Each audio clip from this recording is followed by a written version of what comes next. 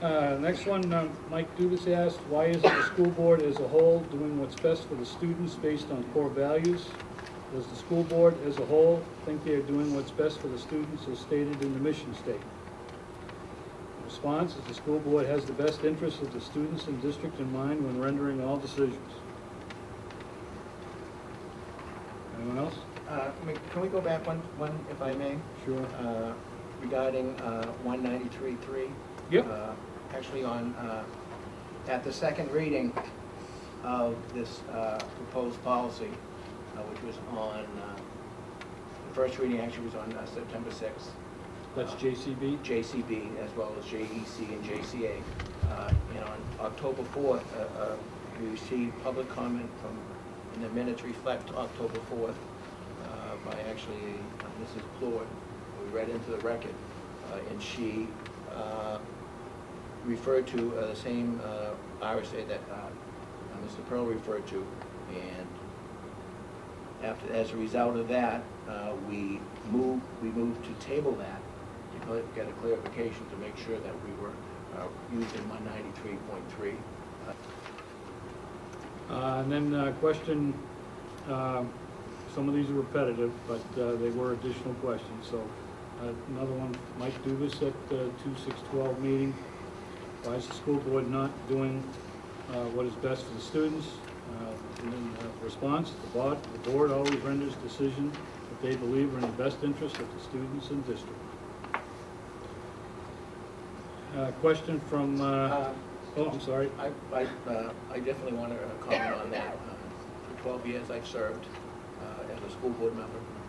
Previous to that, I was a long-term sub, a paraprofessional, a student teacher in the Hooksett School District, and certainly I'm proud of my grandmother teaching in Hooksett for 45 years. So, and I think those who knew my grandmother and those who know me know that we've been doing that, doing what's best for Hooksett students for over 60 years, the family. So, so I believe each vote I've made these 12 years have met that requirement, and I think it holds that Joanne McHugh always referred to Mr. Colley, who was our superintendent, the much beloved superintendent, and all due respect to, asked that we were doing what's best for the kids, and I would believe Mr. Colley would believe that I have been doing that for 12 years, and I will continue to do that. And I think the board, for the last 12 years, it's a different makeup each year.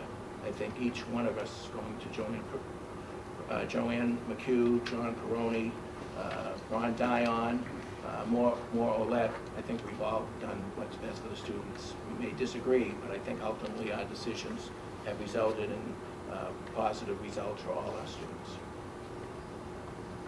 Anyone else? Okay, next one, email from Tracy Huppy, 2/8. Would the Hooksett School Board look at having a district email address and having that email be where you track public comments? And the board will be reviewing the tracking of public comments at its upcoming retreat. That's what I wrote, but you know, this is an issue, you know, through the budget committee this year. We just got inundated with a lot of questions, and quite honestly, we don't have a mechanism right now to accurately track. And what that'll be, I don't know, but it will be on our agenda for our retreat, which is when, by the way? When is that? I know. May 15th and 22nd.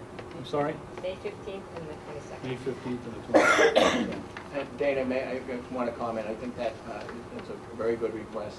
Actually, the other board of note on the town, the council recently changed that, so all councils have a Hooksett.org address, and I believe all emails that are sent to each one of us are forwarded to all other members of the town council. So it's worked well there. I think it should be something that would be easy to do under the school district as well.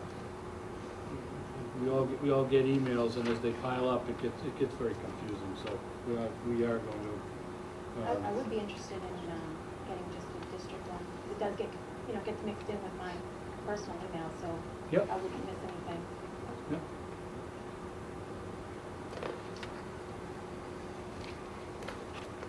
Okay,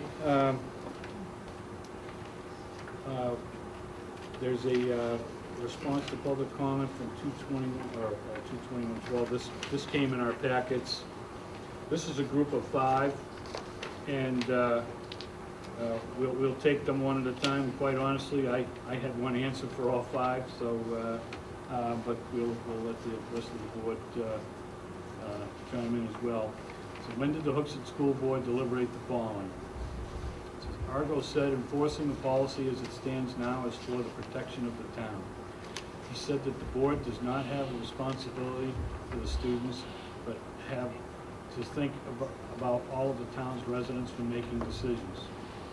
Putting us at risk for a breach of contract puts the town at risk for a number of different problems. And it says Dana Hidrow, Hooksett Banner 1512. In my response, and this is not, this is my response. The board does not deliberate its responses to media inquiries. Normally, the chair will respond as spokesperson for the board. But I'd also like to add that the media does not always get the comments exactly as they were stated. So, and I'll leave it at that. Anyone else on that? They just all asked about when we deliberated on different subjects, and, you know, we deliberated, I can't comment on your comments in the newspaper, but I do know that we deliberated on these issues quite a bit while we were reviewing the policy, and we had several meetings regarding that policy. So that's when we deliberated them. To me, that's basically what he was asking through each one of these Well, I 5 questions. yeah, I So my responded answer's as the the same for question each was of those. presented, so. I think when you speak to the media, you can't guarantee that the intent of what you said or the exact words of what you said are going to be used, and the omission of 1 or 2 words can change the whole meaning. And unfortunately, when you speak to the press, that's a risk you take, but you have to respond when asked questions. It's very difficult. I don't know if anyone's had experience speaking to the press and having what you say be completely taken out of turn. I had an experience before I got here. I made a comment at a hearing in Concord, and my children's soon-to-be principal heard it, and that's not what I said. And I actually had a copy of what I said, and I said, this is what I said. They admitted one part of what I said, and it changed the whole meaning. It's very difficult. Anyone else on that one? Okay, the next one is when did the school board deliberate the following? As the requests have come in much more frequently, the board realized that we've got a contract, and if we're not sending all of our students to the high school without reason, it could put the district and town at risk of a breach of contract with Manchester. Argo said, Banner, Hooksett Banner 1512. Again, my responses are the same. And I wanted to refresh my memory on when all these discussions have occurred regarding this issue. Actually, went back to 2006 minutes, and actually there's been periodically, there was discussions on impact of high school tuition payments, back to in February of 2008. We have discussions in September of 2008 regarding impact of attending schools. I think each time there's been questions regarding how we're going to handle this case by case, which we have, with each owned independently school board's views of the matter. We discussed that. We go back to March 6, 2010, April 6, 2010, February of 11. So the minutes reflect that we've discussed this in to various degrees throughout, going back at least 6 years. Again, each school board member posting different views on how this should be handled and whether we are approaching this situation correctly.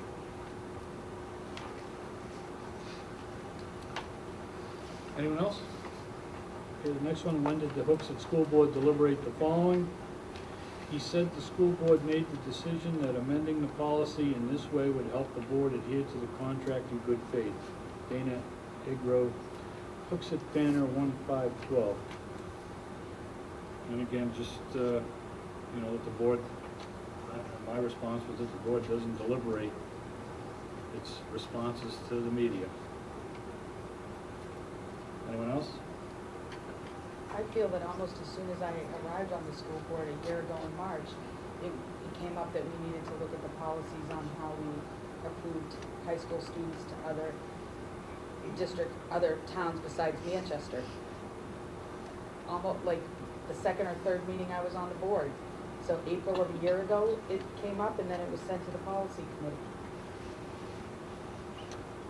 And I concur with Trish. I mean, it was pretty much right away from when I got on the board that this was being discussed and deliberated.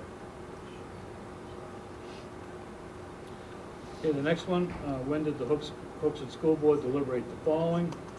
Argo said that although there have been no requests or threats made by Manchester, the board decided it needed a concrete fallback should there be any future legal concerns about the increase in students looking to attend other high schools.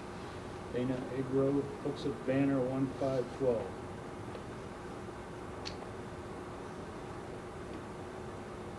Same response.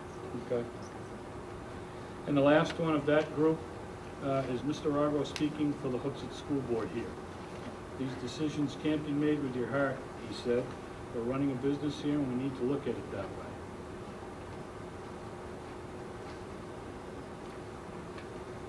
Mary, those are your words, but I think you were reflecting how we all felt that we needed to do the right thing here. I mean, we each could have picked different words to utilize, but the sentiment was that we are doing what's best for the students and for the district.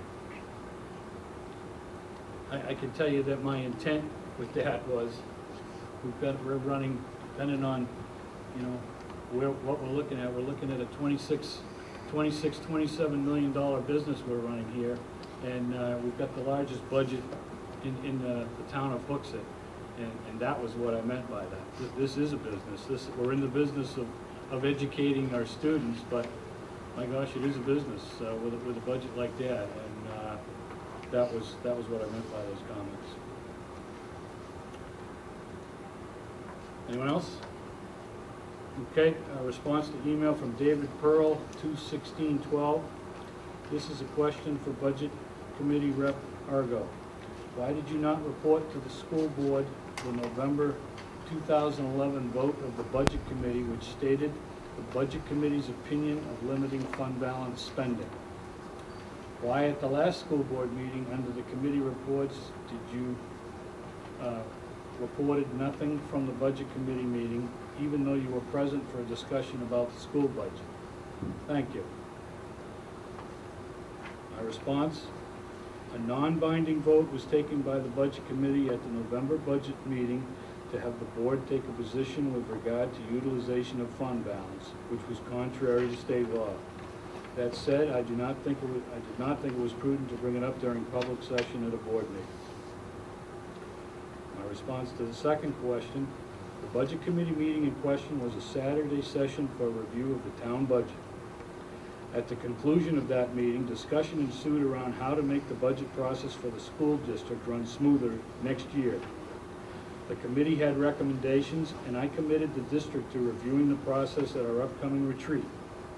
The fact that the district budget process was all but finalized from a committee standpoint, the fact that the district budget process was all but finalized from a committee standpoint and discussion of revisions to the budget process for the next budget year, I made a determination that it was not necessary to discuss the topic during the board meeting, believing it could wait until the retreat.